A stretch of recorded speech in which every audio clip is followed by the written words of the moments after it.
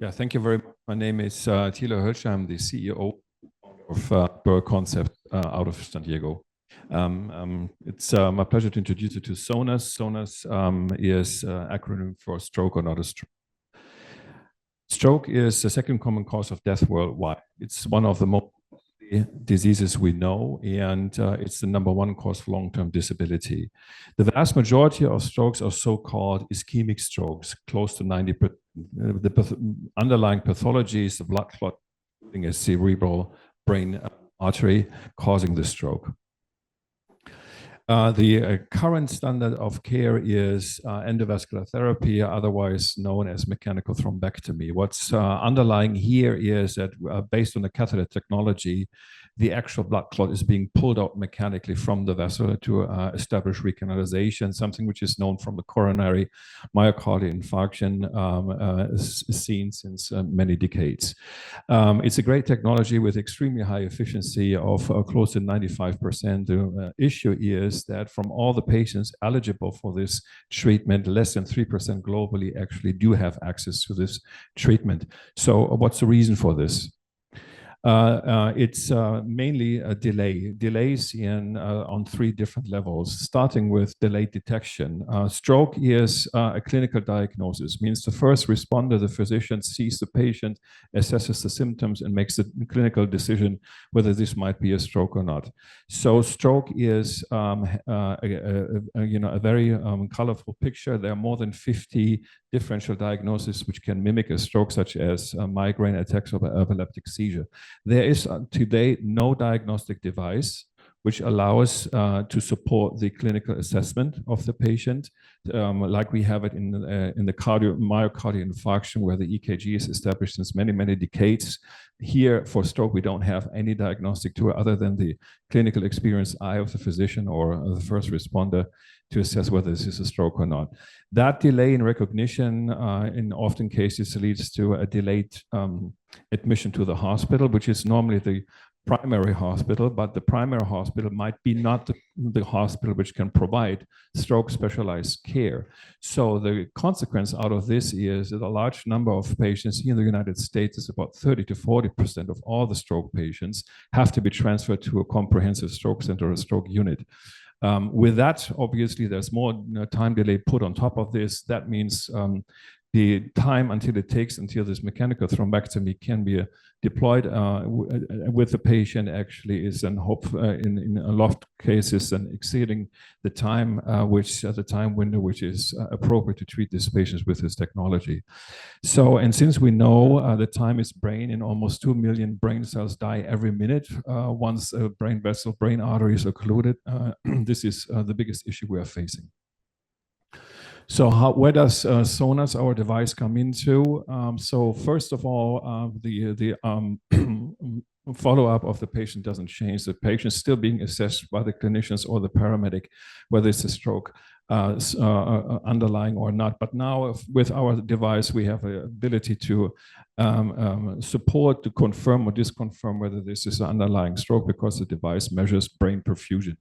I'll tell you in a second why and how it does it. So with this confirmed diagnostic, now the patient can be transported and admitted to the right hospital to begin with, which might not be the primary one. So that saves tremendous significantly amount of times. And with this, the patient will receive a mechanical thrombectomy much earlier than without our device. So we think that by utilizing SONAS, more stroke patients eligible for mechanical thrombectomy will actually get the proper treatment in a proper amount of time. So the second impact we see SONAS will have is in monitoring. So let's assume there's a patient undergoes mechanical thrombectomy, patient improves significantly, wakes up the next morning having new symptoms, is not responsive, has a slur of speech or whatever there might be. The today's standard is that this patient has to be carried down back to the CT scan or an MRI scanner to do another scan to see if the vessel is being reoccluded, whether there is a hemorrhagic events going on. But the fact is that the patient has to be transported back to the CT or an MRI scanner, which is time consuming. It consumes personnel, nurses, neurologists, neuroradiologists taking care of the patient. The patient has to be brought back to the ward or to the stroke unit, and it's not without risk to the patient itself. With our device now, a test can be done at the bedside, for example, by the nurse to see if the brain perfusion has been changed over time and whether this is the case while the patient has deteriorated. If the brain perfusion has not changed based on the SONAS test, the patient simply is not being transported to the CT and MRI scanner. That's not being needed. Reasons for a deterioration of symptoms could be urinary infection, a migraine attack, epileptic seizures, or otherwise. If the perfusion shows to be deteriorated based on the SONAS results, the patient undergoes CT and MRI as indicated. So only by doing this procedure at the bedside, again, it's very much the analogy of the EKG being used for patients suffering from myocardial infarctions. Billions of dollars can be saved, close to $3 billion just alone in the United States. So how does SONAS work? So you have to imagine an operating unit, which you see in a second, and then it's a headset. The headset carries two ultrasound transducers on both sides of the head. Both transducers are transmitting and receiving ultrasound signals in a ping-pong fashion to uncover the entire brain macro as well as microvasculature. What we then do is that we inject solution, which is a commercially available ultrasound contrast agents, so-called microbubbles. They are commercially available and indicated normally for improved ultrasound imaging. We use them not for the imaging, but we use them as signal tracers. What happens once these microbubbles get hit by an ultrasound wave, they start to get compressed and decompressed. They oscillate, produce frequencies which are known as harmonic frequencies. These frequencies we filter out. And since these microbubbles are injected in very small amounts as a bolus manually and through a peripheral vein, we create a bolus kinetic curve.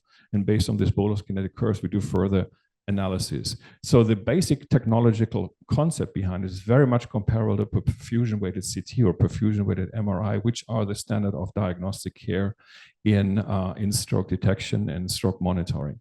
So what we then do once this data is acquired, we use proprietary algorithms to differentiate between the right and the left hemisphere. Each hemisphere then itself is being dissected in what we call quarter sphere to cover better the actual arterial supply area of the middle cerebral artery and the anterior cerebral artery for both hemispheres. Additional algorithms then will be applied to assess what we call an ICP index and a resistance index. So you get information from the perfusion, ICP, and vascular resistance at the same test for different areas within the brain. So the SONAS device is easy to use, does not require any technical skills. It's the same technology like perfusion-weighted CT on MRI. It does not compete with these two methods. It's very important to mention because it does not image the brain. It's meant to augment the clinical decision making. And since it's a very small device, which runs on 8 AA batteries currently, it can be used literally everywhere, whether it's at the bedside, whether it's in the nursery home, in the ICU, or pre-hospital or in very remote areas.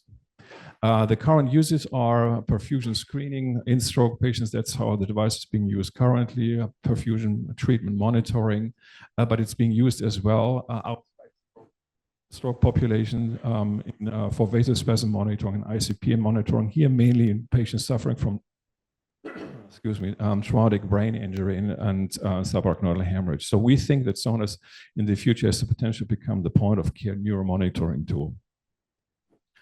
Where are we in terms of clinical testing? So we've performed a safety test, a safety study already a couple of years ago. We've performed an early phase 2A study as part of our CE mark certification, and we're currently in the post-market surveillance phase where we're collecting data in 7 different clinics in Germany. The next big step from a clinical perspective is the pivotal FDA trial, which is already in preparation. The business model behind, very briefly, this is the operating unit, which is connected to the headset carrying the transducer. So that's the razor. And then you have to use a consumable package, which includes mainly custom-made gel pads to improve the coupling between the transducer and the head. So for each test, you need a consumable package. The device is either then available per purchase on a relatively modest price or can be leased. The test kits have to be purchased per use. The competitive landscape includes devices to tackle the same, means early stroke detection, early traumatic brain injury detection. All of these devices are not established in the market yet. We are strongly believing that our device is superior to all of them because it's the only device which assesses the entire vasculature of the brain. It's the only device which assesses brain perfusion where it really occurs. And being impaired means the vascular system. It's the only device which functions from a technological perspective very much similar to CT perfusion-weighted CT and perfusion-weighted MRI. And it's the only device which carries information about brain perfusion, ICP, and resistance within one and the same test. So what have we accomplished today? So where are we? So we have done the clinical trials, as I've alluded to. We have received CE mark already a couple of years ago under MDD. We now have transferred successfully to MDR.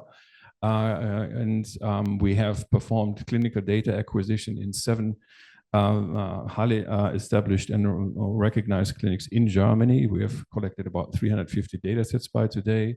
We've extended the technological use of the device way beyond stroke. It means now every brain pathology where the brain perfusion might be impaired is a target for our device for early diagnostic or monitoring.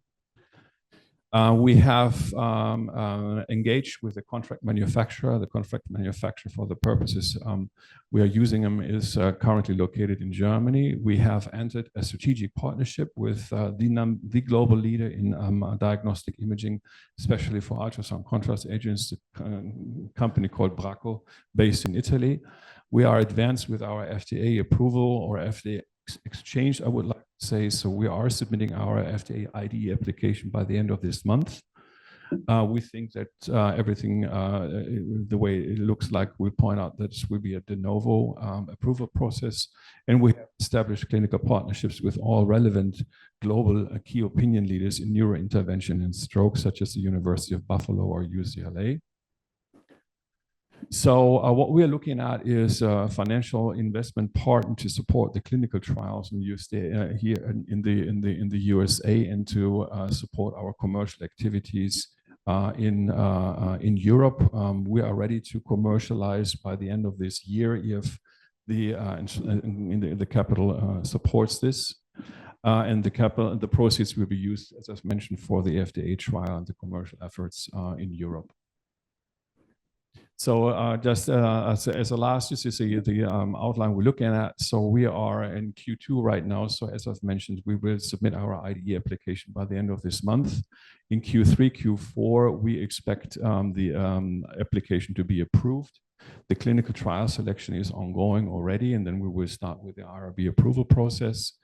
In Q4/Q1 next year, we anticipate to enter the European market, starting with Germany and the Benelux countries, and that will be the same time where we anticipate the start of our clinical trial here in the United States, our FDA pivotal trial.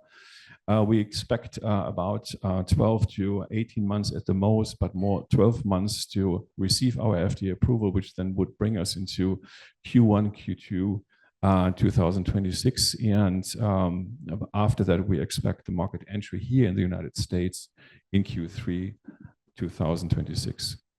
And that's the end of my presentation. I apologize sincerely. I forgot the slide with the key management. I hope you will forgive me, but I can give you every information you want, obviously. Thank you very much.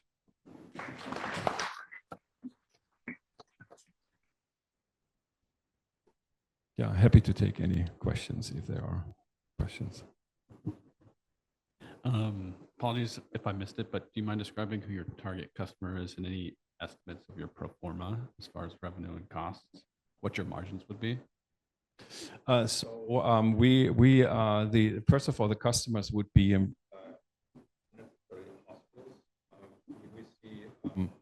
we We see a higher demand, in less populated areas where stroke care is not necessarily, a common sense. If you live in La Jolla, you don't have a issue with this. You don't probably need our device because there are competing comprehensive stroke centers next door to each other. But there are other areas like the Midwest, for example, where the situation is significantly different.